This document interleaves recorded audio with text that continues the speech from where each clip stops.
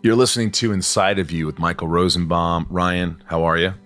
I'm okay. I know, you're congested. I'm congested, and it hasn't been COVID. It hasn't been fun.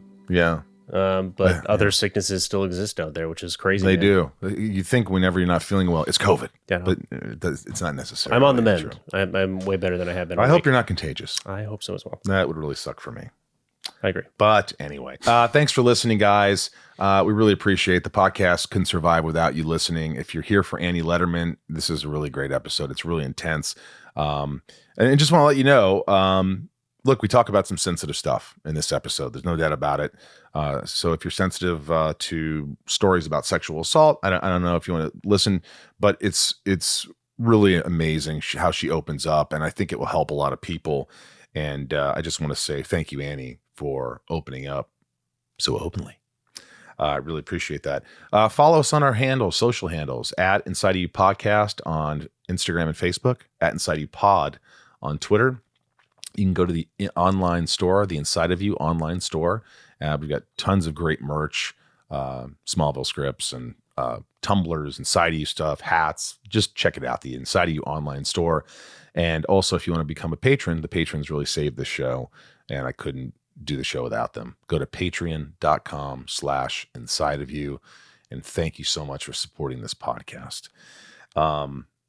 Yeah, it's my anxiety is getting a little bit better lately. I've been a little bit better.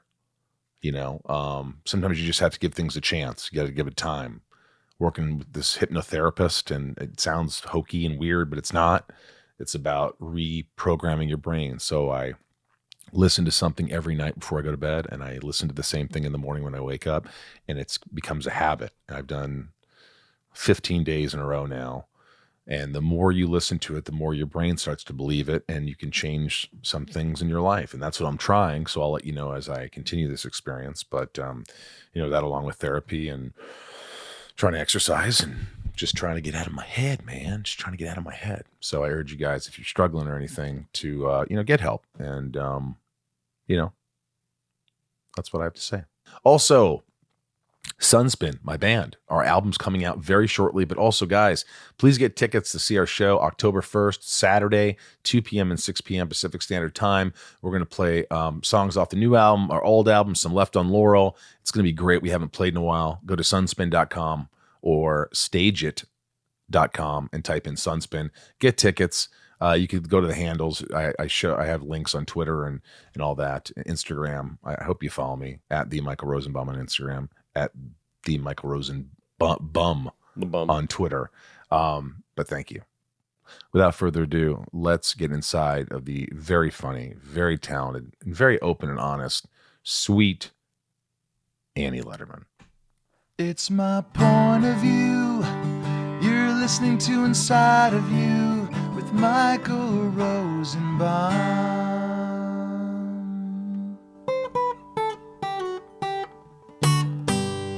Inside of You with Michael Rosenbaum was not recorded in front of a live studio audience. I got to tell you, I'm sort of excited to have you. I don't get excited. Sort of? Well, I am excited to have shit. you. I am excited to have you here because I had never met you before, and I saw you on a comedy store. It was a documentary about the Comedy Store, and I had never seen you before. And I watched this. Well, no, wow. I don't. No. Wow, thanks for having me over, you piece of shit. No, I watched it, and I go, "Who is she?" I asked Mike Binder. I go, "Who is this? She's hilarious." And did he talk shit on me? No, he said you were. He said you were wonderful. We must have made up. There's times where Mike will trash me or say nice things. Really? Yeah, we get along now. Is that the comedy world though, that you can't really make good friends with the other comedians because they all talk shit on each other? I mean, doesn't everyone? I guess Hollywood is the only place where people don't really talk shit on each other publicly because you're all trying to keep going. I guess so. I don't know. I'm learning. Get that little cord right there in the middle that's hovering in there. It just looks weird. That's better. It's fine. Oh my God. I'm a little anal. I just want you to look great. I didn't know you were gay. This is, welcome. Welcome to I feel gayness. safer. It's funny because I deal with a lot of anxiety, and I just want to say something funny this morning. I was sitting in my office, and I was like, Ryan's like, "How you doing, man?" I go, just a little anxious. He's like, he looked at me and he said this. He said, "Well, you got your shoes on today. You did it. You're dressed." And I was like, "Do I not normally?" I think it's a step in the right direction. But also, Ryan, I don't think that your don't? shoes, whether you're I feel like people that are barefoot are happy. I think there's a power in being a barefoot person. Thank I you. I have to pixelate my feet because of the Wiki Feet guys, but it's just you don't get my feet. But Do you not have good feet? no, I have good feet. I just don't. It's just I didn't know people were jerking off to them. So now I didn't either. I cover them. Wait, the what's way. that about?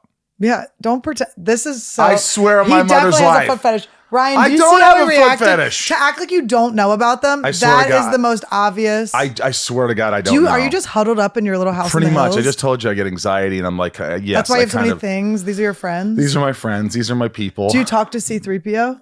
Not anymore. Just relax. Now you are in a dark place. If you have to tell yourself to relax and I think, look, it says relax because I have another podcast. Well, this podcast, I have another podcast, but this podcast is sort of like we get inside of you. It kind of, I want to find out. get inside of you. Are you guys not seeing that this is Weird. continuing to be terrifying? Relax was my trigger word in middle school, in elementary school. When my teacher would tell me to relax, I would go apeshit. Why? I don't know. It just made me feel. I was like, "Fucking relax." What do you mean relax? Fuck you. You relax. It made me so mad. I threw my glasses case at a teacher once in 5th grade. Really? Chris Burnett. He's one of my only good teachers, and he comes to my comedy shows when I go to Philly. He's the best. Were you forgave me. always funny? I think. I don't know. I mean, honestly, I was upset when I was a kid. I was like an upset kid. Well, take me back. Were you like, did you have good parents? Yeah. Well, I was twin brother. So You I have was a twin born- brother? Yeah. So I was born at midnight, July 20th. We both just had birthdays. Right? I like Happy that you dropped birthday. it. Did I give you a happy birthday when you dropped it? It was your birthday. I don't know if you did. But I like that you dropped it. I like a birthday attention as well. Yeah. Well, who doesn't? I didn't know it was your big birthday though. I know. It's a scary birthday because it's just sort of like what happened. Yeah. You start to go, did you want to get a sip of water? You couldn't decide on the pu- water. I'm a little anal sometimes too. It's just pushing up. Do you see? Yeah. That's good. But yeah, it's a scary birthday. Yeah, it is He's a scary 60. birthday. Who's 60? You. No, I'm 50. Guys, he just turned 60. He's lying. You know how Jeez, actors well, then are. I look fantastic yeah, you look for great. 60. No, you look good for 50 too. Really? Mm-hmm. 50, not 52. 50 as well, excuse me. I'm just kidding. I don't know. No, But funny back when? Like Yeah. good parents. I learned, well, my dad's very funny. It's like, I kind of like closed the chapter on talking shit on my parents' parenting skills because it did get me here, but not particularly. They're very my parents are very liberal, very, like we went to Quaker school and stuff like that. I don't even know what a Quaker is. What is it? Quaker I know is- Quaker Oats. Yes. A Quaker is an oatmeal brand. No, it's, I do like to reach for things. You called that out really fast. Reach. That's fine. So Quakerism is like a form of Christianity where the belief is that God is in the form of an inner light. So it's not like a guy outside of yourself. It's something that's inside yourself, that's in everyone. So we're pacifists and that sounds nice. isn't it beautiful? Are you still a Quaker? Mm, Quakerish? a little bit, yeah. I mean, I went to a Quaker school. I was violently throwing things at the teacher. So You went to a I Quaker pushed about school. it. Yeah, I went to a What did Quaker you have to elementary wear at Quaker school? you just dress regular. It's not Amish or anything. Oh, it It's isn't. really chill. It's a lot of there's a lot of LGBT there. There's a lot of we had honestly, in my Quaker meeting, there was just a full Jewish guy. Are you serious? He would wear his, what do you call this thing? He had his Shawl? yarmulke and then he had his Jew. well, the curls? He didn't have the curls. but No, he what is wore that the called? thing. I should know this. I'm a Jew. I You're know. kind of Jew. Yeah, but I was raised, I mean, Quaker. the Jew part was like my grandfather, my dad's side. Right. So it was a little bit disappeared. But every time I do 23andMe, I get more Jewish. I'm like 23% now. You keep doing It it. can't be 23%. It's like 22%. But your parents were sort of normal. My dad worked at University of Pennsylvania. He was in finance. He was the treasurer there. And then my mom had a bunch of jobs. She went to art school and then she just had 3 kids and kind of got busy. She got busy. Right. And then, but she worked for this organization called Gray Panthers, so it's an organization in Philadelphia for the elderly Right. and fight against ageism and stuff, activism against ageism. But they took Gray Panthers, which is now we know is a little cultural appropriation. And the woman who I knew who was like the founding member, You gonna wear those? I punctuate jokes with them. Sunglasses are on, folks. She, her name was Maggie Kuhn. So Maggie Kuhn. yeah. and she stole Grey Panthers. And were you like a troubled kid? I Like, was early born. on? Well, here's what happened. So my twin brother and I was born breech. So my twin brother was born first. So I'm in utero with a person, all squished up with someone in my mom's stomach, and then I'm born breech. So they had to put me in an incubator for 7 days. So then I'm alone. So I think a lot of my troubledness was from just immediately being alone, from being hugged and stuff. Well, what about like from early on? Are we talking young, like rebellious? Yes. Doing bad stuff? Yes, What of were you course, doing at a doing young bad. age? Well, when I was a kid, I was just, I had some tactile issues. I was a little spectrumy. Like, what does that mean? Like I cried when people touched me. My socks hurt me. Little weird things Wow. bothered me. But I like to hug my brother. There Ryan, was just some an blood. inquisitive look. He's gonna put his shit on you. He's projecting. Let's take that note. Socks hurt her. Socks hurt me. I feel like this is relatable though. There were like there were seams that would hurt me and stuff. But I was like lactose intolerant. They didn't know that, so I was like constipated. I had shitting issues. Are you still lactose intolerant? No. You got over Isn't that that. fucking weird? I wish I'd get over it. I stopped eating it for forever, and then I can eat it now. Eggs too. I used to be allergic to, and now I'm fine. Really? Eggs used to make me throw up. Throw up. And dairy you get bloated, indigestion, all It that would hurt stuff. me. Yeah. I mean, it might still do that, but I used to get like, when I was a kid, I was really severely constipated. Then as an older person, I would get like diarrhea. Well, as an Yeah. older person. As an older human, Right. But when you're saying like the young ages where you were like this, how old were you when your socks hurt? like 4 or 5. 4 or 5. Yeah, I was in hell. Did your parents think you were kind of a pain in the ass? Yes. Have you talked to them since about this? Yeah, they thought I was very difficult. I think I equate it to they had boys, and boys are just a little easier to raise. Right. Generally, not always, but not the school shooter ones. But maybe they were easy to raise. Maybe that was the problem. Right. But I think I was like a girl, and they weren't used to having a girl. My mom was like very masculine, and I mean, she still kind of is. She's a little more feminine now, but she was adopted, and then she was adopted into a family in upstate New York. I would say I'm half white trash because my mom grew up like in a wealthy neighborhood, and my dad popped out of a tuna can. Such a piece of trash. I love him, but Really? he can't. It's like, and he's kind of, I really remind my dad reminds me of me. I remind myself of my dad. Like, we're just so much alike. Because I think no matter like what income level we get to, we can't really shake the tuna. What is it? What do you do that makes you feel a little white trashy? I see your Instagram just posts feel and they're like- hilarious, but you seem like, in a good way, like a dude in a lot of ways. Like I you're love just, that. Thank you. Yeah, you're just like, I don't know if you could use the word chick anymore, Ryan, but like a cool chick. Use all the words. It's okay. Bleep I'm them. fucking words up anyway. I was about to say comedian. That's okay. Comedian. Yeah, I don't do it anymore. That doesn't bother me. I don't care No? about that stuff. It used to bother me when I was first starting because I just didn't want to be gendered at all. Like I just wanted to be treated fair or whatever. Now I don't give a shit. Now I pad my bra. I go for it. And were you? Oh, you look. I did not look. You looked exactly but it's padding, so it doesn't count. Yeah. You didn't look at you looked at a bra. I just feel like you're an open book. Like we were watching Comedy Central presents like something like stories. You tell a story, a long story that I you just did. retold that story on Trash Tuesday. I'm like, why am I dragging these people through it? Why? It's like pretty outrageous. You had sex with your camp counselor? I banged my camp counselor after years of having this crush on him, not following him anymore, not knowing what he looked like. How many years later was that? 14. 14 years later. Yeah. And he wasn't good looking anymore? He just wasn't hot. It wasn't like, I'm sure he's hot to other people, but to me, he just wasn't my thing. But you at still all. Banged him. Well, I felt guilty because that was the only reason I was at the wedding. I guess I could have said I had my period or something. Or I could have just said no. I mean, I have confidence now. I was struggling with self-esteem. Inside of You is brought to you by Athletic Greens. Ryan, I don't know what I would do without Athletic Greens. I hate taking pills. I hate taking vitamins. A lot of times they give you powders that taste crappy that you mix and you have to hold your nose the way you drink them. Uh-huh. And finally, there's a company called Athletic Greens that makes something that's actually delicious to drink, easy. You do it in the morning. It's got like 75 high quality vitamins, minerals, whole food source ingredients, probiotics, and adaptogens. These are the things that, doctors telling me I need to do. I need more of this. I need more of that.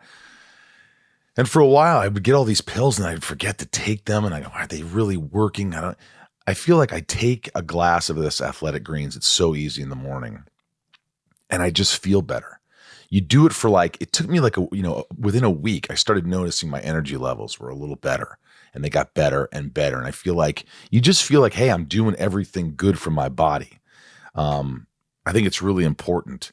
They have so many good things in this Athletic Greens. And, 7,000 5-star reviews. Recommended by professional athletes, trusted by leading health experts.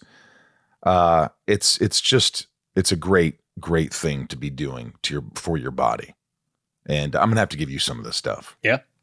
Yeah, because they sent me stuff. Ooh. And it's good. And they also sent my buddy Tom Welling, who just loves it. He texted me the other day, and Welling from my other podcast, Talkville, and he's just going off on it. He's like, man, this stuff is actually really good.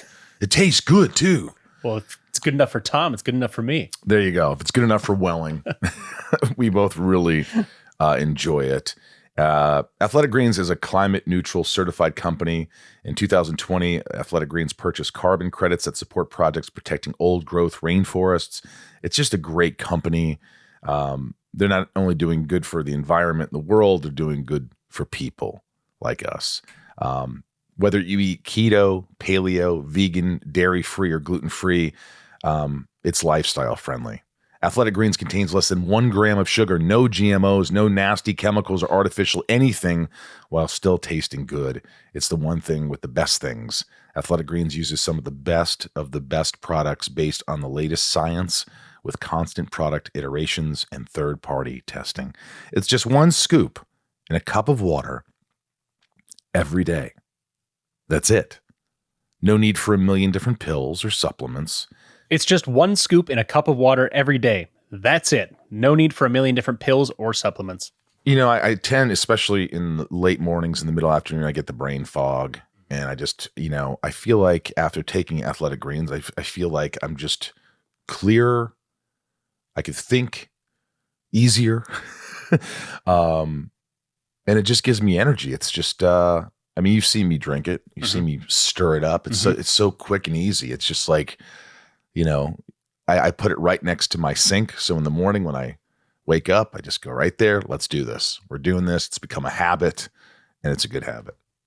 To make it easy, Athletic Greens is going to give you 1 year free supply of immune-supporting vitamin D and 5 free travel packs with your first purchase.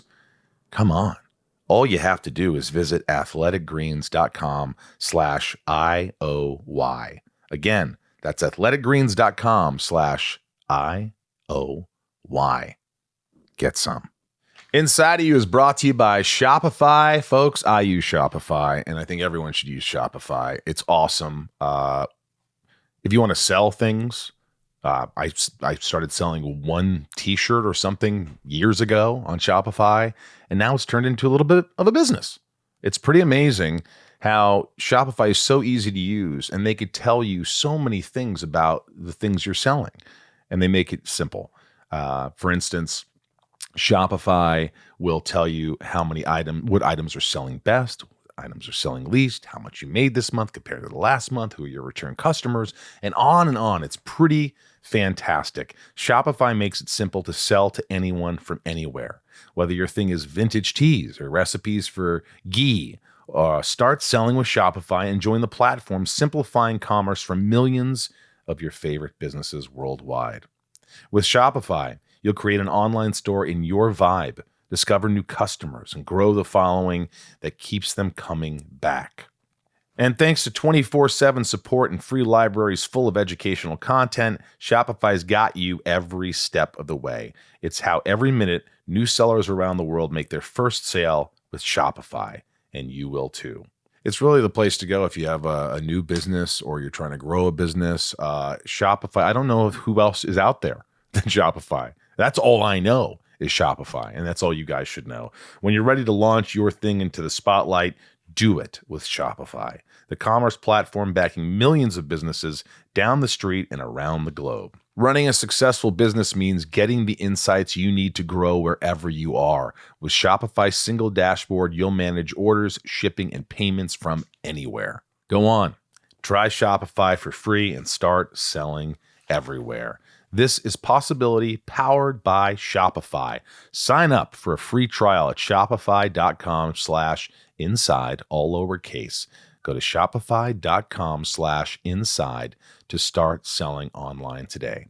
Shopify.com/inside. Now a word from our sponsor, BetterHelp. BetterHelp. I don't know what we do without BetterHelp.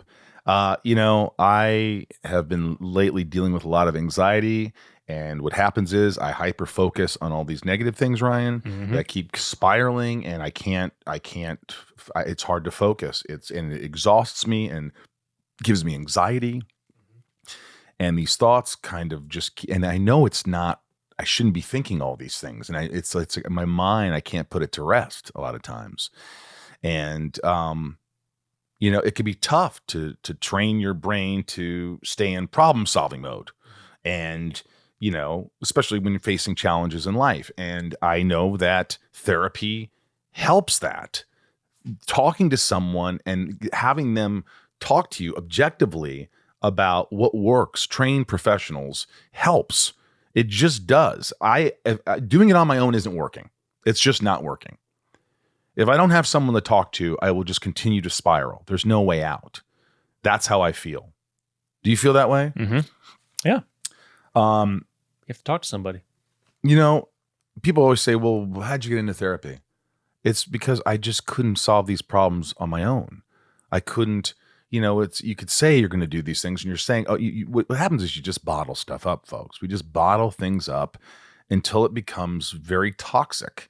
And our body feels it physiologically. We feel the effects of, pain, depression, anxiety, and it takes a toll on your mind and your body. And that is why I got into therapy. And I'll tell you, a lot of times I have nothing to talk about. And for the first 5 minutes, I'm like, why am I here? What am I doing? And by the end of it, I'm like, thank God I'm talking to somebody. My Lord. Look, if you're thinking of giving therapy a try, BetterHelp is a great option. Ryan here does BetterHelp. It's convenient, accessible, affordable, and entirely online. Get matched with a therapist after filling out a brief survey and switch therapists any time. A lot of times people are selling things and there's ads you have to read. To me, this is the easiest read ever because it's just something I could talk about forever. And look, BetterHelp is a great place. It's a place to help a lot of people. When you want to be a better problem solver, therapy can get you there. Visit betterhelp.com/inside today to get 10% off your first month. That's betterhelp.com/inside.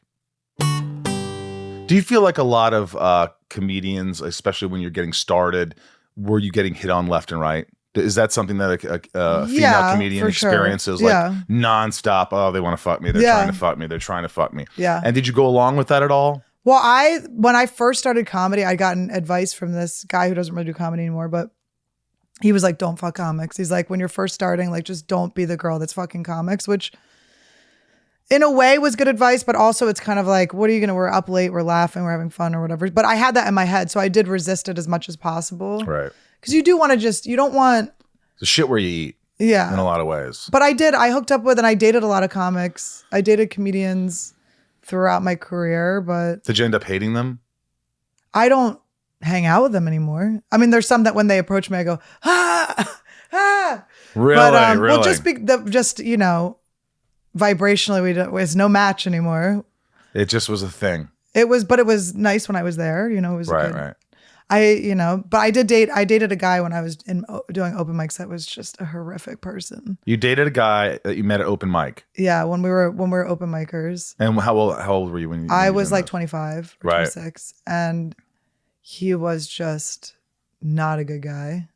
How so? Very mean to my parents, very mean. Mean to your parents? Mean. How is one mean to someone's parents? What would one do? Yell at them.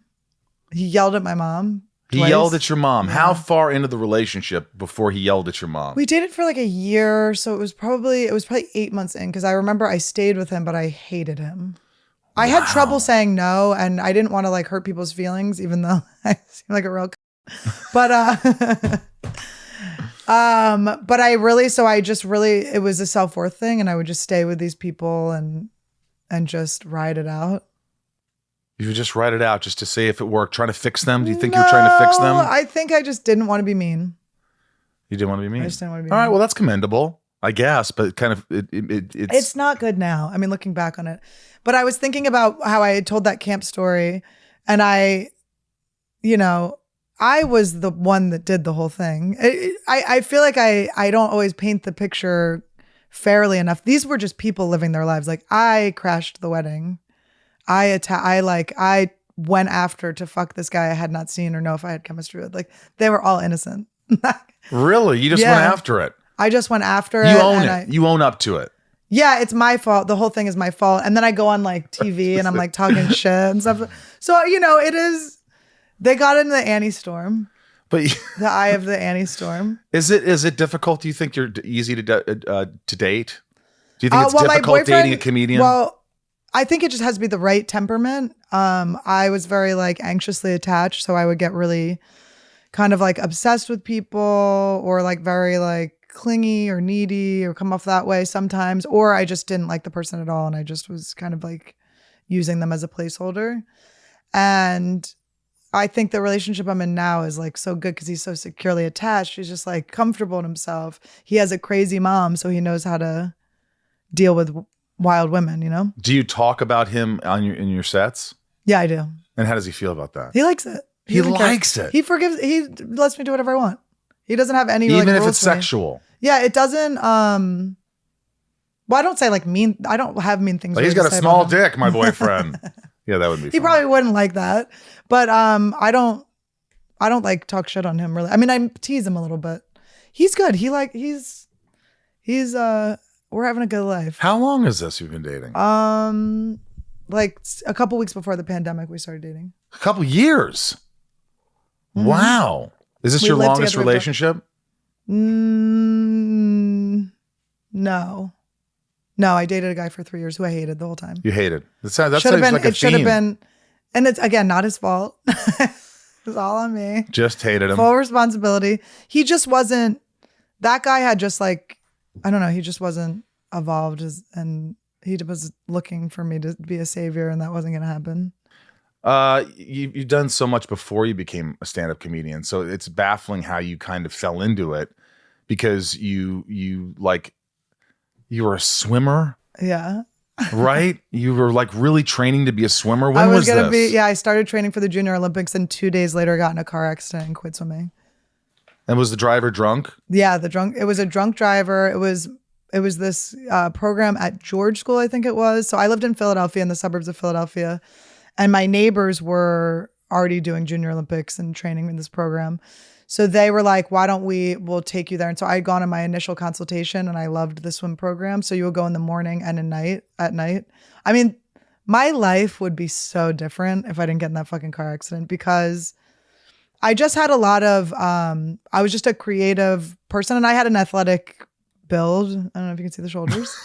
I was good at swimming, naturally, pretty good at it. You were a really good swimmer, obviously. I was pretty good at it, yeah. Competing in like. But I mean, I needed to train. I was like raw talent. I wasn't like, I could have gotten really good. Did you love it at the time? I couldn't stand it. It was so boring. But this I is did a get running excited. theme here. You date guys, you hate them. Yeah. You do sports, you hate them. But that was old me and new me. I check him. I have a meeting with myself every morning.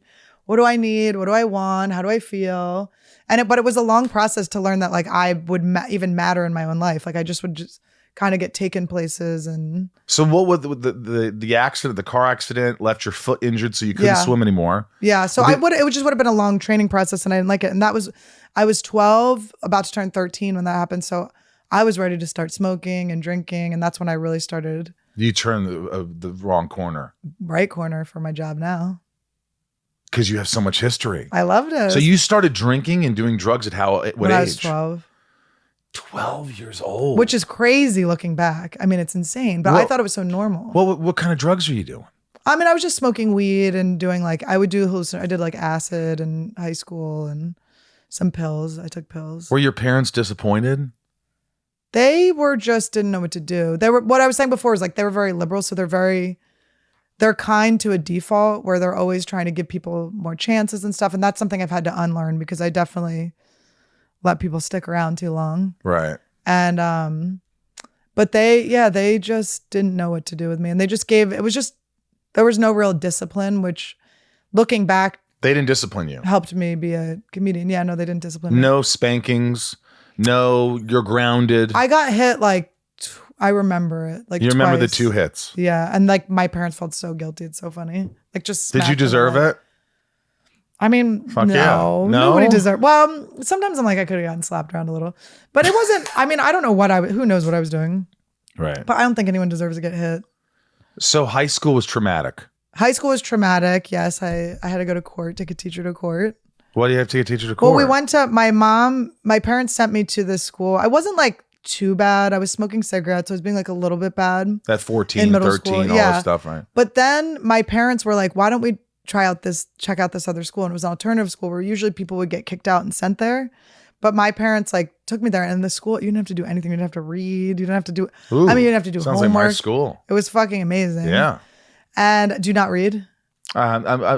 Sometimes I read. I mean, you look like a reader. Do I look like a reader? I do mean it in an insulting way. That's an insulting way. I tell by your expression right now, it's insulting. I read history stuff. I like that's history cool. stuff, but I'm not a huge reader. Doesn't make you less nerdy, but Yeah, it's cool. thank you. Do you think history helps you feel more comfortable with what's going on? I just like nonfiction, except when I'm watching movies. I like horror movies. I like documentaries. Now, I like nonfiction too, but I listen to self-help stuff. Does that really help you? Yes. I need to do that more It's because fucking I amazing. deal with such stuff that just somehow just caught up with me. Yeah. It just, in life, it's like you're going and you're having fun and you're partying and you're doing big roles and you're an actor and you're on magazines You're busy, and you're you're doing, distracted. and everything's great. And then all of a sudden something hits you and you're like, who the fuck are you? Do you Yeah. know who you are? I do. I'm learning. Yeah. I was just saying that. It was But that's rhetorical. I answer rhetorical questions. Thank you for doing A thing that. you should learn about me. The fullest of narcissism. You just answer all rhetorical questions. Oh, you were asking the universe. Well, she's here. No, I understand that because you're moving, you're busy. I feel like I was that way, not necessarily, but tumbling through life, like crazy things were happening, and then a lot of success in comedy and stuff too. And then you're like, Yeah, you're sad, innately sad about something, and you don't know exactly what it is, and you want to tackle it. I'm not sad anymore though. You can tackle it. No, that's great. Well, you said you took a teacher to court. Yeah, I had to take a teacher to court. What did he do? He's like, oh, you're not sad? Let me bring this back up. Yeah, let me bitch. bring it. I'll talk about You sad. You said I read? Fuck you, bitch. Here's sad. Come back to sadly. Excuse me. Sorry. Who was that? Fright Night. Sorry, Fright Night. My teacher, so they sent me to this school there was no rules, but there was no rules for fucking anyone. There was no boundaries. I think I am a product of a boundaryless childhood, and a lot of like crazy and intense things happened. Like I definitely ran for my life more times than I think most children Really? do. Oh yeah. I hid under cars. I've screamed to call the cops. I was in weird situations. My parents just were very, very trusting. And my boyfriend, it's cool because the way he was raised was the opposite. Like his parents were like, do not let anyone fuck with you, blah, blah, blah. So it's cool to like kind of see how those two things manifest and Right. both of us having good, happy careers. But I just had to do a lot of work, and I just had to work on not being in like fight or flight my entire Right. life. But the teacher did not do a good thing. Let's say he was my art teacher and he Jackson Pollocked my leg. Yeah. What? The paint was white. What? That's a vivid memory that you cannot. This is real. It is. He was a white man with dreads. That's the Is he worst in part. jail? No, he got 3 years probation. 3 years probation. Isn't Yeah. that something? Isn't that something? And that will stay with you for life. You laugh at it, you joke about it. Yeah. Probably still is disturbing. Well, I've had to do a lot. I didn't realize it was staying with me. I would kind of like, because I've always been able to kind of like joke about things and disassociate. But I was really dragging this man with me. I had a realization maybe a couple of years ago where I was doing a meditation, and in the meditation they have you like standing on a rock, and I would always go to this rock behind my high school. Like, why am I always in this one fucking woods, like right outside where all this traumatic, and anytime there was like woods involved, I was always visioning myself there. And then they were like, have someone that hurt you come to you and apologize. So my teacher came to me and apologized. I'm like, this was my stuff. I'm taking it back. It's not for you. And I kind of realized in that I had been just dragging this guy. I've been thinking about it, talking about it every day. How many years after?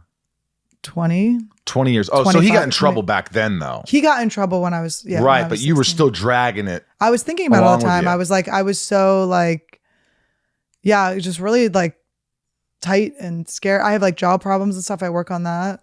Jaw problems. I have sweaty armpits, hyperhidrosis. You grind your teeth. Mm-hmm.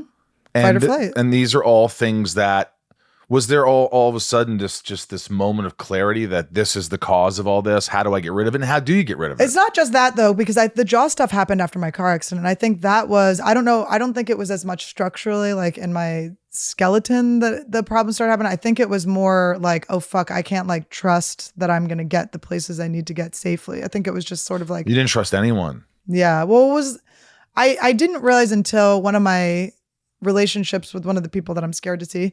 I'm not scared of him, but it's just repulsed by him.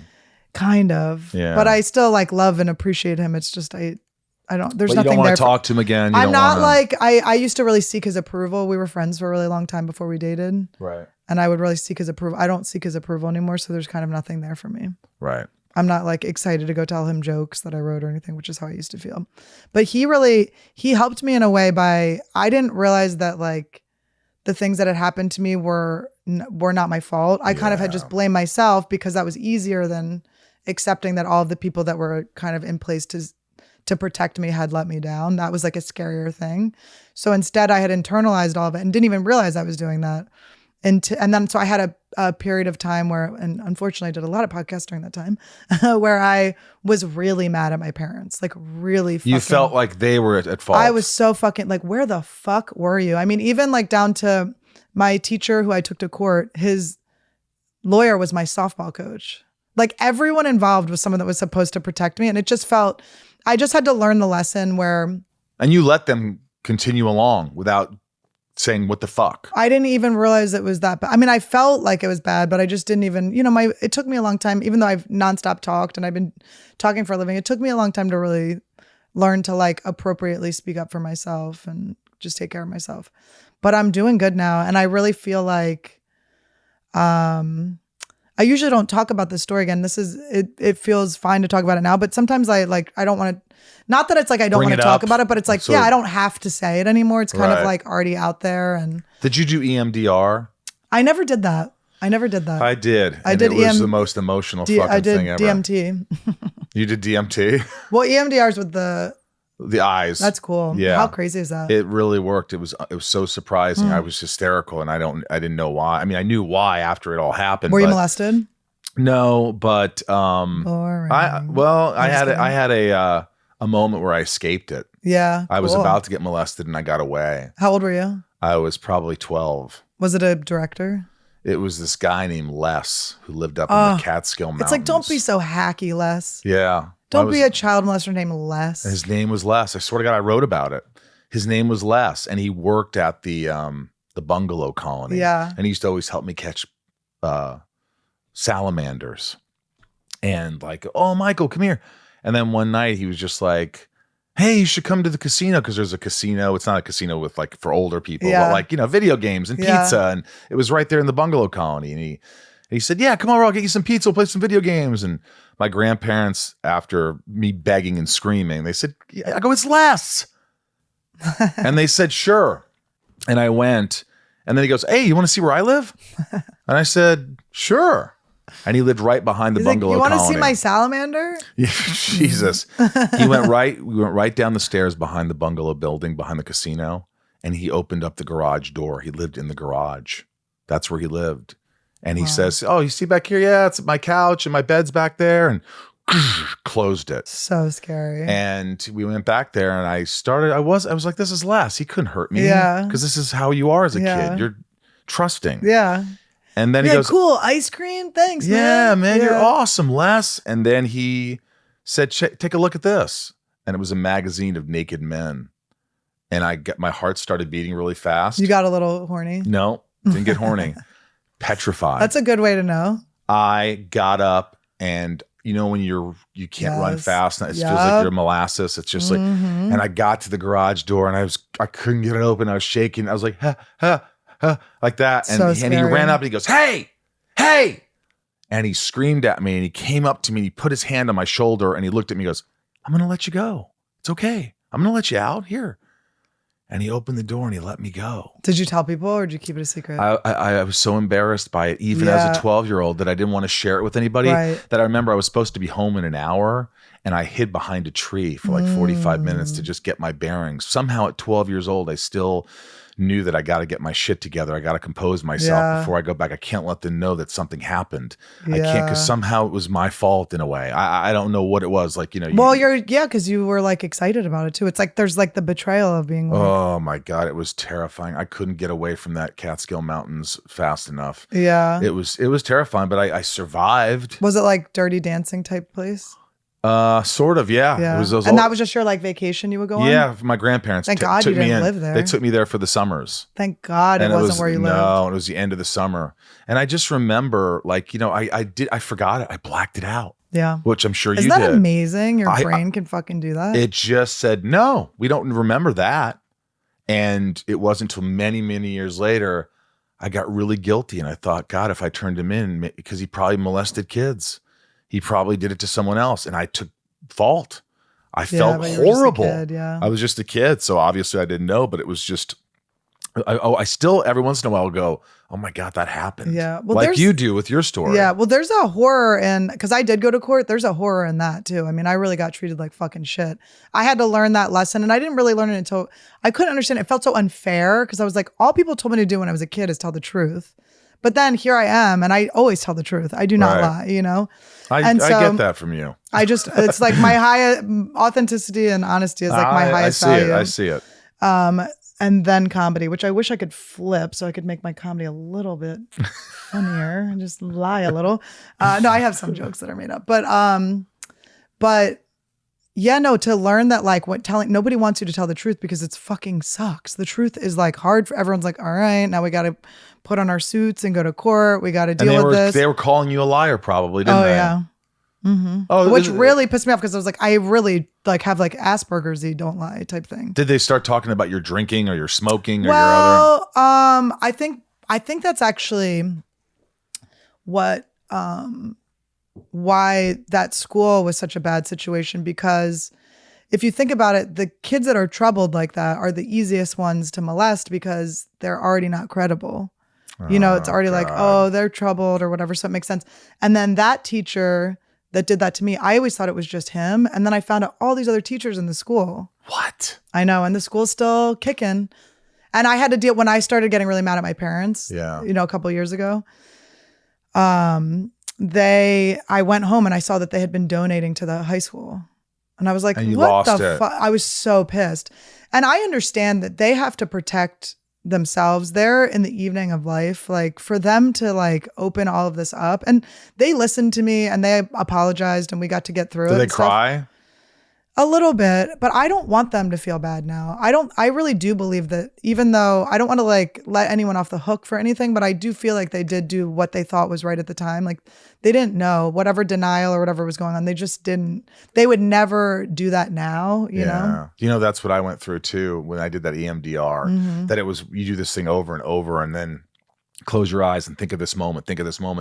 And by the end, I was like, tears coming down my face. Couldn't believe that I was so hysterical. Couldn't believe that I'd opened up like this. Could not understand. The last thing I remember saying is, she goes, well, what do you feel now? And I just go, and it was unsolicited. I go, I forgive them. Yeah. They didn't know better. They did the best they could, and it sucked, and it was, but that's all they knew. And it was like, holy Yeah. fuck, that hurt the most. Yeah. Just being able to go, because it was always like, fuck them, Yeah. fuck you, you guys were this, you guys were Yeah. that. And when you can just eventually just go, you know what? You did your best. Yeah. It sucked. I got Yeah. some bad shit happened to me, but it wasn't your fault. Yeah, and then it taught us lessons. You know, I feel like I got to learn things like very young, which maybe were hard, but I always look at it like I had to be an adult when I was a kid, so now I get to be a kid when I'm an adult. Like I get to really, I've been through some shit. Like Yeah. I'm good to go. I learned a lot of lessons, and also with my mom, this really like was kind of the piece that finished the puzzle for me. But my mom went to a all-girls boarding school, and she called me a couple years ago, and she was like, "Oh my God, you're never gonna believe what happened. There was this teacher that lived on campus, and all the cool girls got invited to go to his house and have dinner and sleep over, and I never got to go." She goes, "I just found out he was molesting them." Now, my situation was my teacher and his wife, they were both my teachers. They had me and one of my friends sleeping over there all the time. And so I was like, how do my parents like let this happen? But in my mom's head, she was giving me like, letting me be like the cool kid. It was like her own, which is so naive. And like, I'm sure she feels like an idiot for that, but she just didn't, she thought she was like being nice to me and like letting me, you know? She's trying to help you in her mind. And so when I have kids, if I have kids, I do think I probably will have kids. I got some frozen embryos. But it would be kind of rude to defrost, but we'll see. You know, I'm going to be such a better parent from all of the knowledge that I have, you know, and I think that people can be better parents now too, just because of how much access people have to educational sources, on the resources on the Wow, I appreciate you opening up like this. This is like, I know you're just going on comedy and it's all funny, but like this helps people. Yeah. Believe it or not, this, you know, somebody is out there listening going, hey, you know, she faced all this adversity. She went through this shit, and you look at you now. You know what helped me with my mom too? What? She'd probably kill me for saying this, but I just realized my mom was just like a person, and she was just all day. She was like reading romance novels and taking, like, my mom was just masturbating all day. She was just busy flicking the bean. And I'm like, now that I'm like, my mom was just a woman masturbating. She had her hands, she was busy. Good for her. Good for her. She was just trying to find her own pleasure. Speaking of the dolphins, you were a dolphin trainer, right? I did How the hell did you jump into dolphin training? Okay, so I graduated early. Believe it or not, that school decided to let me graduate early. So I was 16. Smart.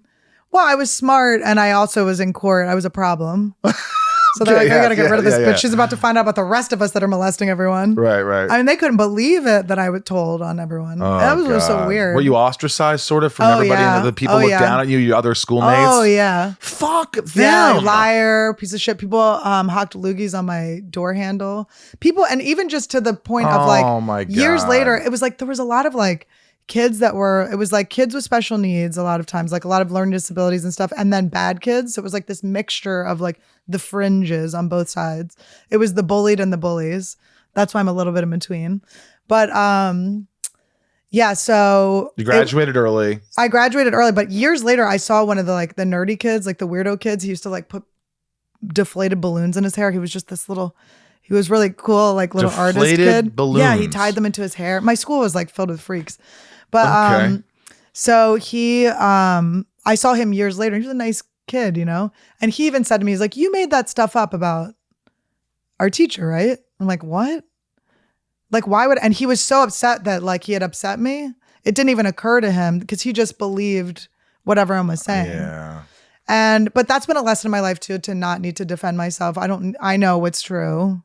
I don't need everyone to believe me. It's like, even though it's frustrating, but yeah. But whatever. And anyway, what were we talking about? You graduated early. So I graduated early, and I had a year off. So my parents had like set aside money for this school, which shockingly charged a lot of money to molest us. How do we? Well, the parents too. So they had set the money aside. I graduated when I was 16, so they'd set the money aside, and so I used that money. I did a program in Central America. You're helping kids. Cool. Yeah, it was fun. Yeah. And then I became like, I got into the special ed field. I was a special ed camp counselor at Easter Seals. You have a heart of gold though. See, this is why you would be a great mom. I do.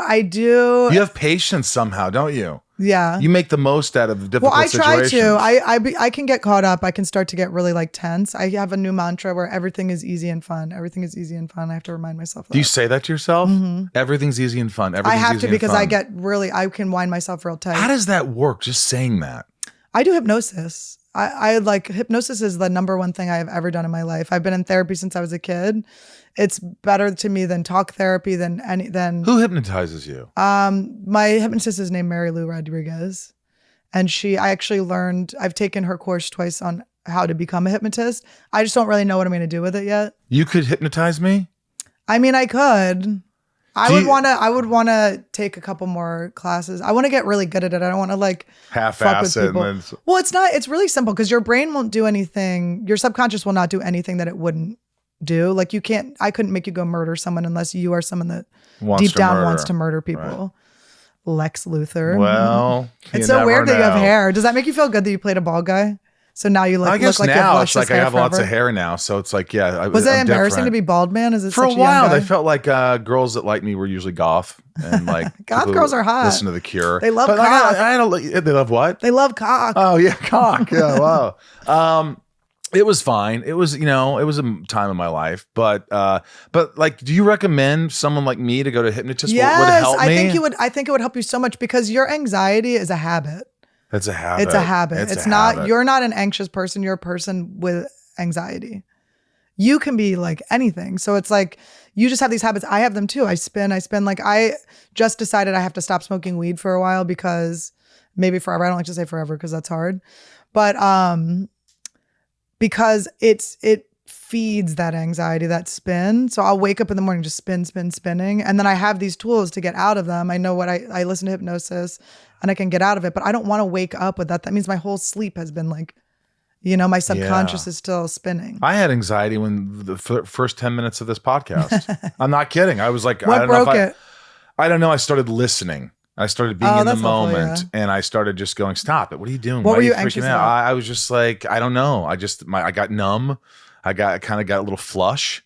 It just happened. Sometimes it happens. I have an effect on people. Yeah, there you go. But hypnotism could really help me. It could. You've seen it work. It's swear by it. unbelievable. I swear by it. And You're I gonna just give me got this my dad person's name, 100%. or I'll and rewind it. I'll give you her number. Okay. She'd love to work with you, I'm sure. But Really? So what you do, it's like hypnotherapy is the session is we do it over Zoom, obviously.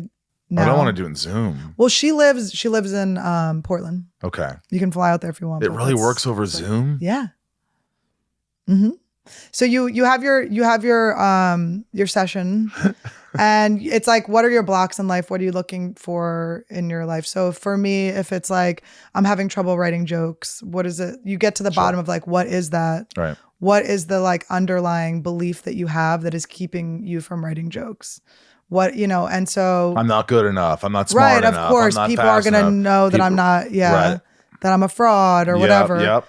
And you get to whatever that basic thing is. And then you figure out what your brain needs to hear to get through that block.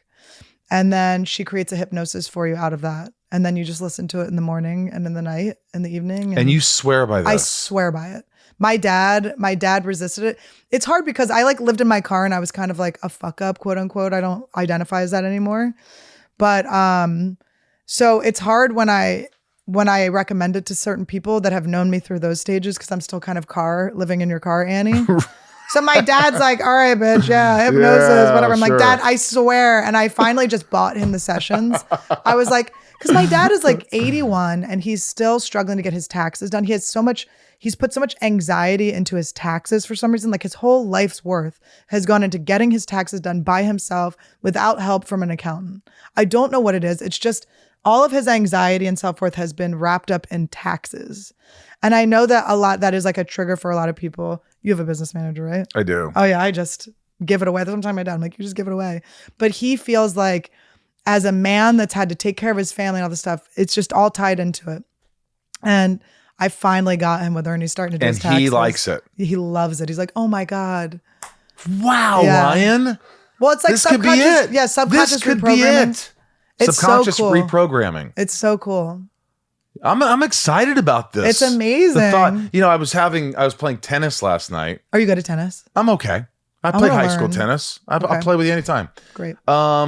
But I was having this conversation with a friend, and she was like, just telling me all these things like CBD really works and this and that. But she said she had some guy who comes over the house, stands like 4 feet away from her and does this energy thing.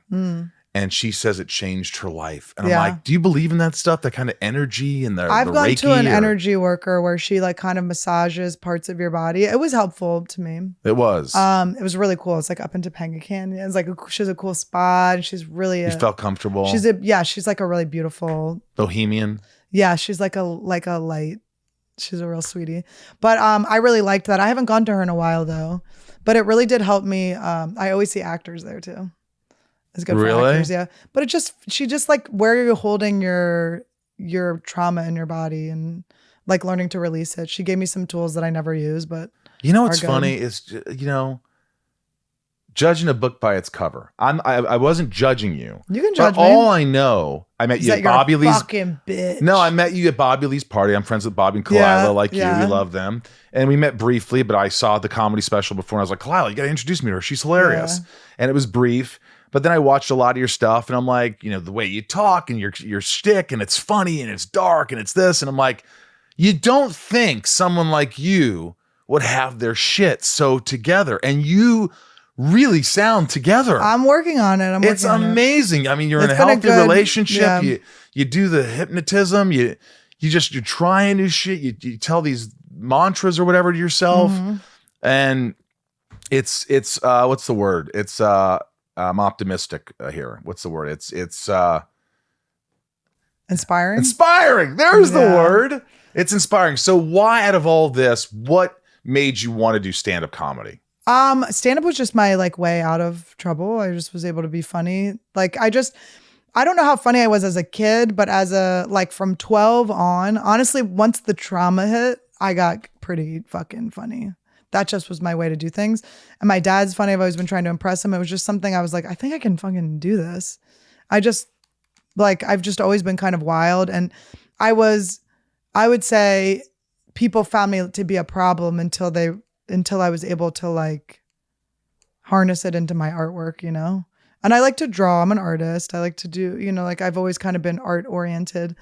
And but I just figured it out. When I was 25, I quit drinking. I moved to New York to do comedy. You said that you would, when you got so drunk you'd black out. You said alcoholism wasn't fun. It was more like you were taking a break. Like it was giving you a break from your mind. Oh yes, that was one of my old jokes. That was a good one. It was like a smoke break for myself. Serious.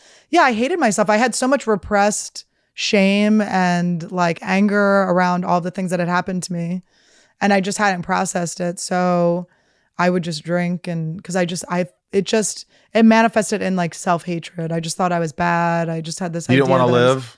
No, I wanted to live. That's the thing. Wow. That was what was weird. I never have been suicidal or anything like that. You never got to worry about me. Really? Never. I will never. It's amazing how you could hate yourself but want to live. Yeah, it was like this. But I wonder if Adolf Hitler was that guy.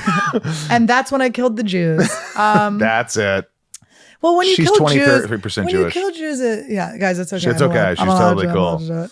And each 23andMe makes me more okay with it. 23andMe her. It's really fun that I keep getting Jewier. Wish I'd had it in the beginning of my career.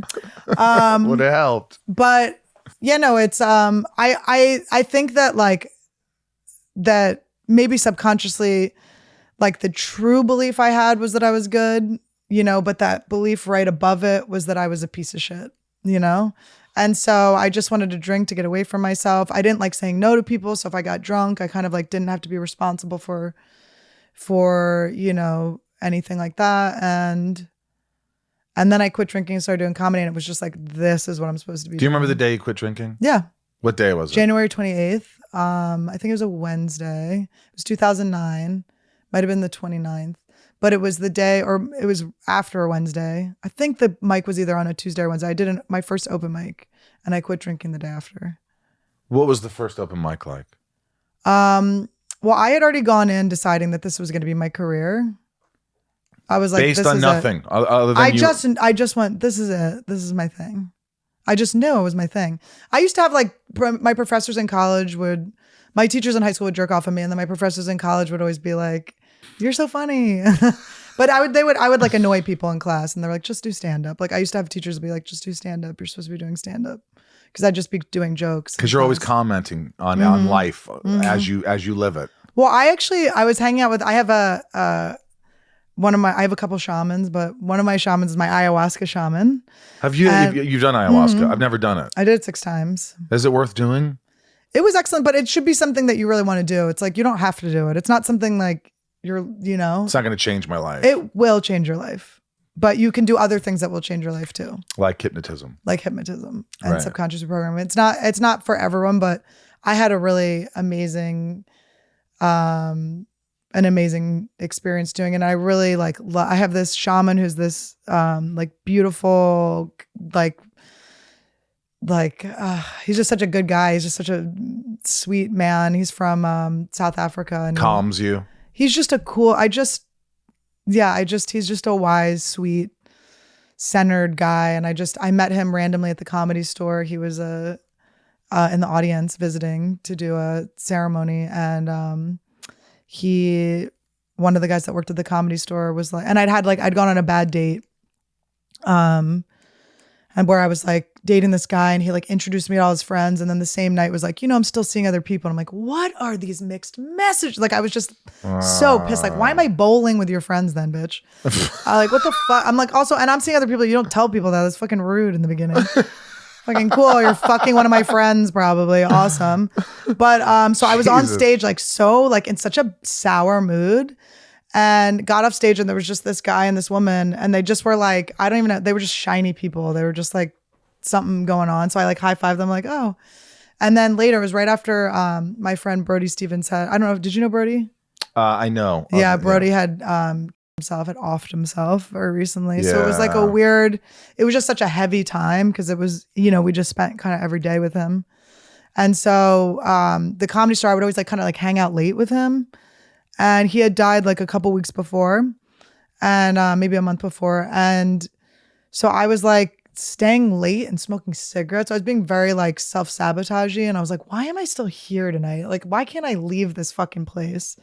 And then I go into the office, and one of the guys that worked there was like, oh my God, my friend wanted to meet you. I didn't know you were still here. And I was like, who? He's like, you high-fived him. I was like, who the fuck is that guy? And he's like, he's a breathwork instructor. And I was like, oh, I love breathwork. I want to do breathwork. And he's like, all right, he's an ayahuasca shaman. And I was like, what? And I was like, I want to do ayahuasca. And he was just telling me, he was like, he told me that the guy wanted to meet me, that he had come to a bunch of the shows. And this was when I was really I had no real name for myself. I had done a couple things maybe, but I was going on really late in the lineup. There was like not that many people there. But he had said that this man, I don't want to say his name because. Yeah, that's fine. But I was his favorite comedian. And I was like, oh, he's probably trying to bang me. And he's like, he's gay. Don't worry. You're safe. He actually just likes you. And I was like, oh. So it was cool. It was like nice that he like kind of could see what I was about, even when I was in this kind of like angry set. And so they had someone just dropped out. People would come from all over the United States to come do it, and all over the world. There were people who came in from England and different places to come do this ceremony with him. There were like 20 people. And someone had just dropped out. So I canceled my spots. And usually you're supposed to like go on a special diet beforehand and stuff. But I just bought a bucket and drove to San Diego, and they had like this. Bought a bucket because you puke? Yeah, you bring a bucket for throwing up.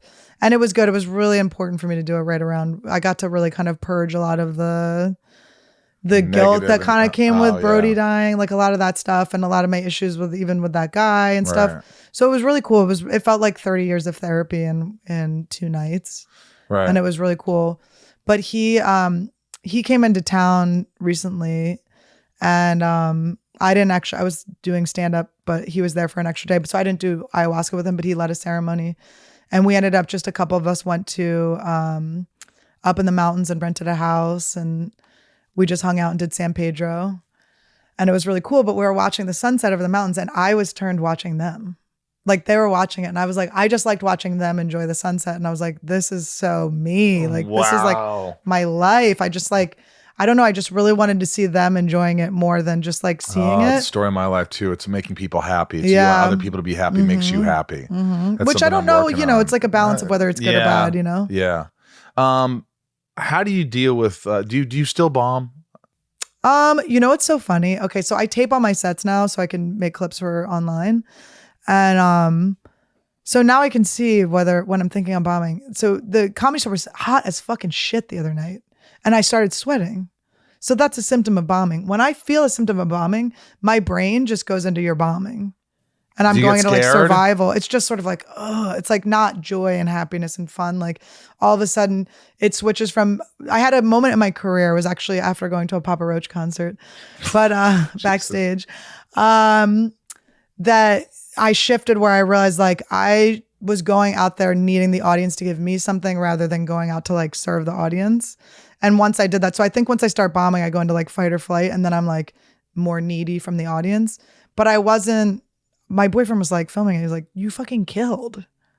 Really? And I was like, it was probably just one moment that you felt didn't work as well, or it's just, I like, honestly, it's like my brain, when I start to when I started sweating, it was like, wah, wah. Like I just wasn't even like hearing things as loudly. you were nervous. So yeah. you got a little nervous. I just wasn't like in the Isn't moment. that terrifying? Nah. You just ride the wave. I love doing comedy. I don't know. Like I love it when it's good or bad. I just love doing it. It's so fun. It's like the best thing. It's so cool. Do you want your own show? Like TV show? Yeah.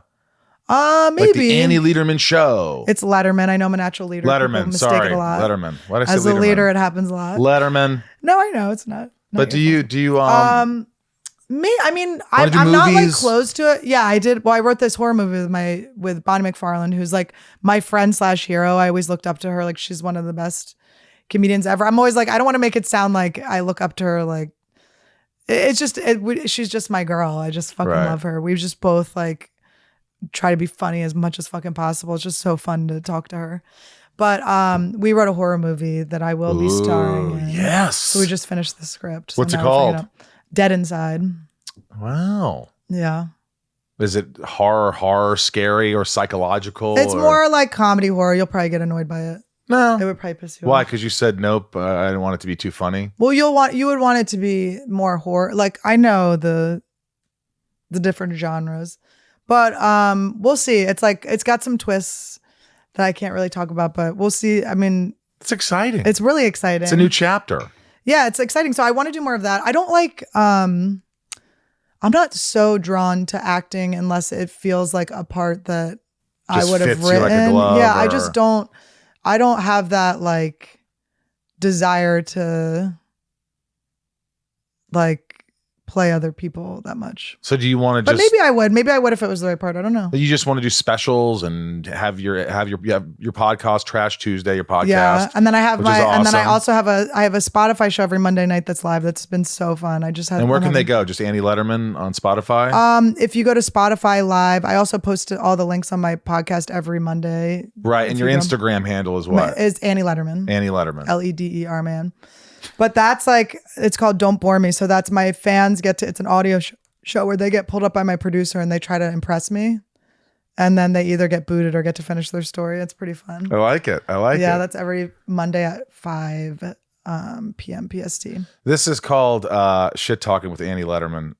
These are my patrons. They are at my top great. tiers. And these are folks 'Cause that these are are the good loyal. people. If they like you and they're going to like you because you've talked real, you've kept it real. I keep it real, bitch, except Yeah, for my seriously. tits. These are fake. Are they? Well, they're padded. I don't believe in I don't think you need to get any work. Not that people get work done if you want, but for myself, I'm like, you can do with makeup and socks. You can make miracles happen. And then you have to do it all the time. You can just go back to your regular boobs the next day. It's so fun. Makeup and socks. I'm telling you. I was thinking about that. I think on TikTok, I'm going to start doing courses on how to just give yourself fake body parts Good for you. for the day. These are rapid fire. Leanne says, what's off limits in comedy? And I have a feeling I know the answer to this. Absolutely nothing. However, you got to deal with the consequences if you fucking piss off a group of people. Sure. But That's true. nothing's off limits. It's just sometimes people don't. Michelle K. I'm going to add to this question. All-time favorite comedian and also other favorite comedians. Okay, I have Bonnie McFarlane, who I just mentioned. So funny. One of the funniest people. I watched her. We were in Texas together, and I cried after her set. It was so good. Wow. I was just like, I'm so glad you're my friend. Dave Attell. Still love Louis. You can't, I mean, the motherfucker can't stop being so fucking funny. Who else? Do you feel like you've lost any respect for him, or you kind of like, hey, that was a chapter in your life? Well, it's how do you even deal with that? Because you guys were it's friends. just such a weird. Well, I mean, like I've opened for him since all of that went down. He did not try to fuck me.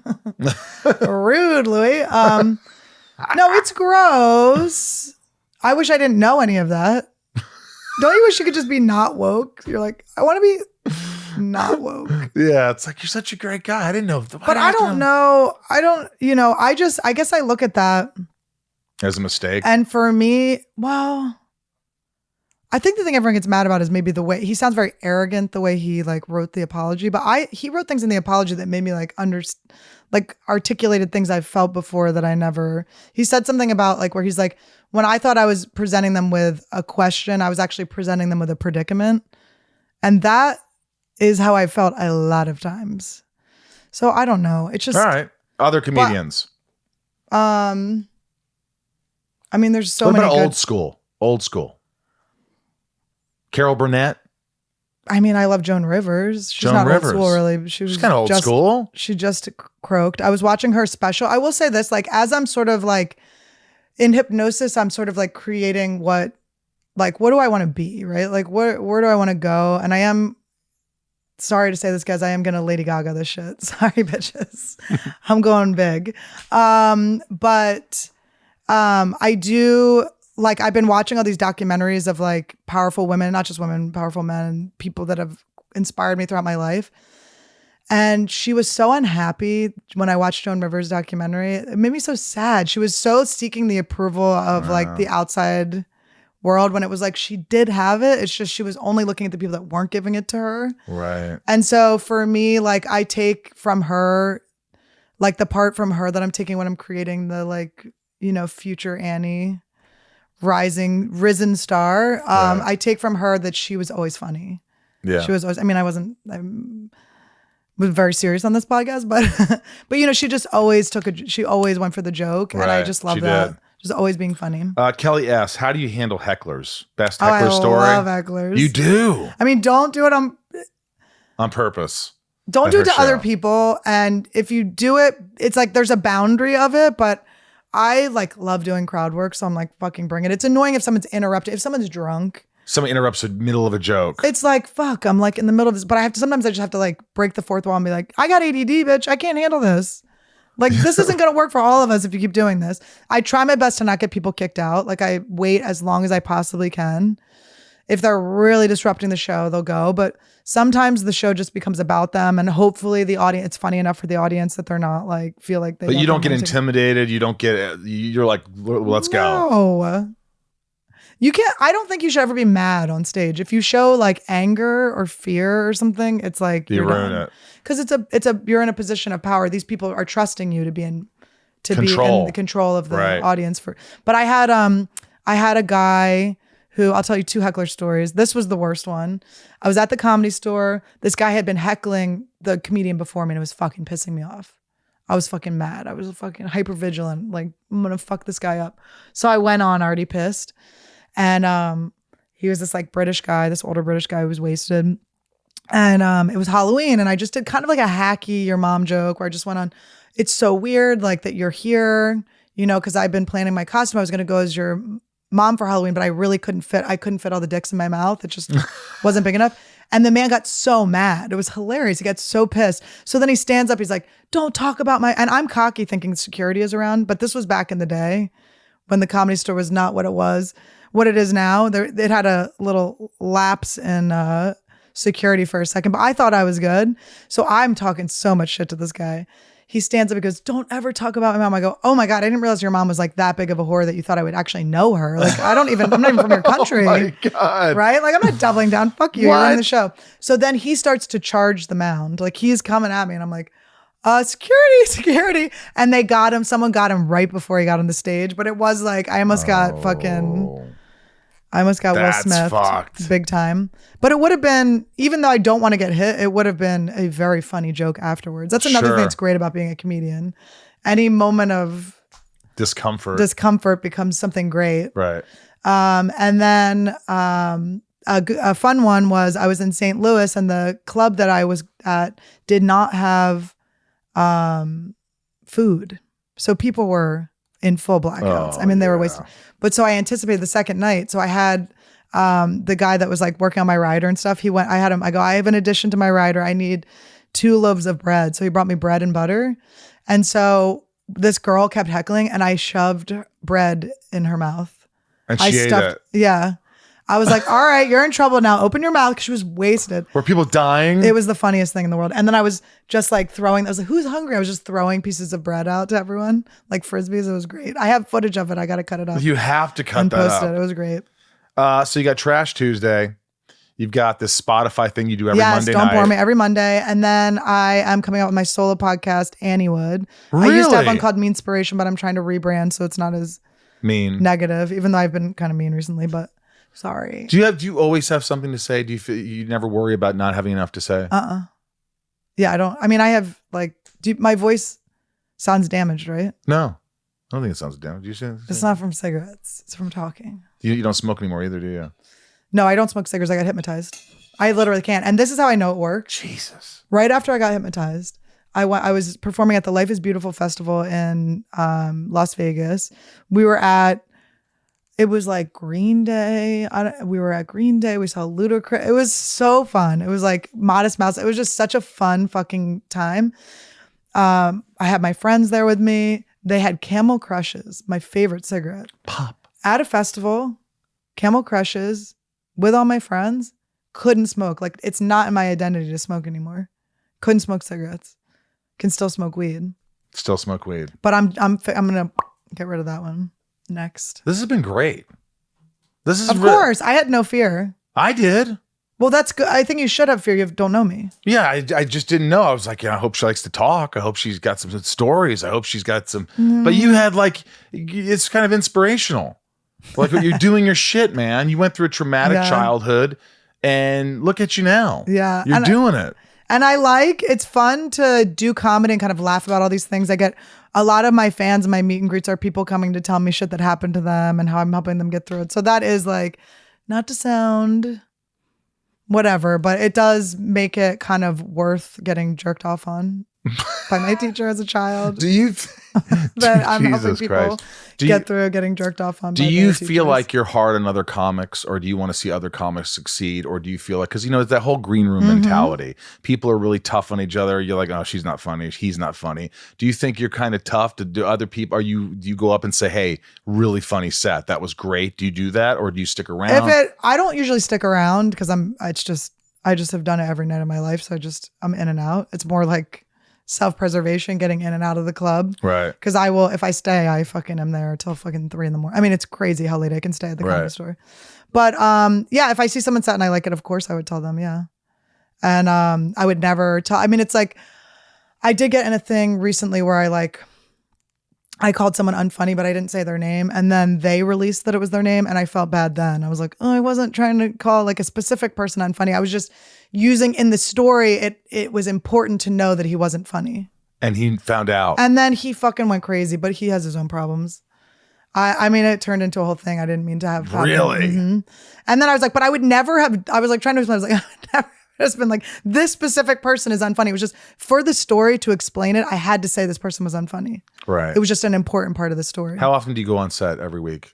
Usually every night. I've been trying to take some nights off. Every night. And what's your set? I'll take Monday. Mondays, sometimes I take off, and then Sundays. All new stuff every time, or no? I do a lot of crowd work and try to kind of find jokes out of that. But I do try to do something new every night. I've been really working on it. I want to do a new 20 to 30 minutes by mid-September because I'm starting to go back to clubs that I went to last year. And I just want to make sure I have like a fresh set for them. And I could do all crowd work and it could be completely new, but I just want to like do the work, and they're coming to see me and I want to give them the best show as possible. Where can people see you coming up? When does this come out? I don't know. It could be a couple of weeks, 4 weeks or so. Oh, okay. Well, you can go to annieletterman.com/shows. All my shows are up there, but I'm going to a bunch of places and it's just so fun. The live shows are where it's at. People got to come. It's so fun. I love meeting everyone, doing the meet and greets. I do like a merch meet and greet line. And Go It's see just- her. Yeah. Go see Annie Letterman. Let's laugh and heal and feel good about ourselves. And I'm going to get the hypnotist's phone number. Oh my from God, you. you're going to love her. I can't cannot wait. Oh, I You're going to cannot wait. fucking, it's, If it changes my life, I'm going to give you 10%. you don't have to give me anything. You live a good life. That'll be the 10%. That's all I want to do. That's all we want to do is live a good Yes. life. And we just watch people getting stabbed for some reason. But other than that, Oh, on all these posters? I have a theory though. I think this is like a way to disassociate How so? watching horror. Yeah. Because it's so like the gorier the better, right? Because it's No, like, I don't really like too gory, to be what do honest you with feel about like, what did you think about like The Hills Have Eyes? I didn't like it. Why? I just thought it was boring and it was just kind of like redundant and just I just remember never liking that. I feel like in horror, if the acting's too good, I can't hang. I don't know. need the acting to be Hereditary, like- Hereditary was pretty I badass. didn't see Hereditary yet. You got to see that. I would love to see it with the weird little girl. Yeah, really scary. But I like fun movies like The Evil Dead. I like Lost Boys, Yeah, which it's is kind of a great. vampire Yes. old 80s movie. Yeah. Return of the Living Dead is a silly zombie Yes, movie. yes. I don't like this kind of like Saws. I mean, they're sort of entertaining, but I stopped Such watching. anxiety. It's just too much for me. It's too much Hostel. for me. Yeah, Hostel. I kind of enjoyed Hostel the was first fucking- one. Yeah, it was kind of crazy. It was fun. I That like was the whole crazy. concept of it was so cool. Yeah. But yeah, no, Hills Have Eyes, like I can't see hardcore scenes. I'm like triggered. Yeah. I cannot do I don't need to see this. that. Yeah, but I mean, I understand what they're doing. They're making you feel something very intensely. I'm just like, I'm good. I don't want to feel that again. I'm hungry. Are you hungry? Let's eat some brains. Thanks for being on the podcast. It was so fun. Thank it you. really was fun. It was awesome. I felt like I met a new friend now. Yes. Follow me on Instagram. I'm just starting my TikTok too. Yeah, But please Instagram, I put all follow my her. infos- my Guys, infos up. at Annie Letterman, Leder man. Yes. I put the man in Letterman. That's what he said. A masculine. Dude, she keeps it real. I'm a Please, dude. please Annie follow Letter her. dude. Guys, you know when I like someone. So there you go. She starts beating me when I leave. You know, funny enough, Annie got me into the hypnotherapy. She's the one who introduced me to the person. Oh, right. I met her on this podcast. She started talking about it, and then I got the number or the email because no one calls each other anymore. And I emailed this woman, Mary Lou, and she's been great. And we're working on my way of thinking, the way I think. Thanks for opening up so much. You know, a lot of comedians, you know, we're dysfunctional. We are dysfunctional. And we've had a lot of things happen in our lives, and talking about them and making light of situations, however dark they may be, not only helps us, but it helps other people. And when you can not make fun, but laugh about things that are tragic or, you know, and just, I don't know, there's something about it that helps. Mm-hmm. And she's very good at that. So Annie, great shit. She talked about her podcast and all that stuff, so make sure you listen to her. And that's about all I have to say, Ryan. That's it. I don't have much to say today. You know, it's been it's a year. It's, you know, the 50th, you know, my 50th year. It's definitely midlife crisis shit probably that I don't even know about. And but the support from friends and family, mostly friends, and my lovable listeners and patrons and all that, it's been very helpful. So thank you guys. And I'd like to say that our Sunspin concert, we have a concert October 1st, Saturday, 2 p.m. and 6 p.m. Pacific Standard Time. We're doing 2 shows. We haven't played in a while. Get your tickets at sunspin.com or go to stageit.com and type in Sunspin and get tickets and show up and support. Please. I love you. I really, with the band, the album's coming out soon and we need you. So get tickets. All right, it's time to say all those lovable patron names, top tier patrons who give back to the podcast in more ways than one. Here we go. Nancy D, Leah S, Sarah V, Little Lisa, Yukiko, Jill E, Brian H, Nico P, Robert B, Jason W, Sophie M, Kristen K, Raj C, Joshua D, CJ P, Jennifer N, Stacy L, Jamal F, Janelle B, Kimberly E, Mike E, Eldon Supremo, 99 more. Ramiro, Santiago M, Chad W, Leanne P, Maya P, Maddie S, Belinda N, Chris H, Dave H, Sheila G, Brad D, Ray H, Tabitha T, Tom N, Liliana A, Talia M, Betsy D, Chad B, Marion, Dan N, Big Stevie W, Angel M, Rhiannon, C. correct. Corey K, Dev Nexon, Michelle A, Jeremy C, Andy T, Gavinator, David C, John B, Brandy D, Camille S, the Chief. There's also a the C, but the Chief. Well, he expanded it. Oh, he did. So it was the C. Yeah. All right, there you go. Joey M, Design OTG, Eugene and Leah, Nikki G, Corey, Katie B, Patricia, Heather L, Jake B, Megan T, Mel S, Orlando C, Caroline R, Christine A S, Sarah S, Eric H, Shane R, Emma R, Jeremy V, Andrew M, Sadoichi 77, Oracle, Chris R, Michael F, Karina N, Michelle D, Amanda R, Amanda S, Jen B, Kevin E, Katie Red, Stephanie K, Lena 82, and Jorel. Couldn't do it without you guys. I really appreciate you. Thanks for listening to the show. I am Michael Rosenbaum from the Hollywood Hills in California. And I'm Ryan Tez from the Hollywood Hills of California. I got the Little voice for it now. You guys be good to yourself, and we'll see you next week. Thanks for watching or listening, whatever you're doing. I appreciate it. Write a review. Don't forget. See ya.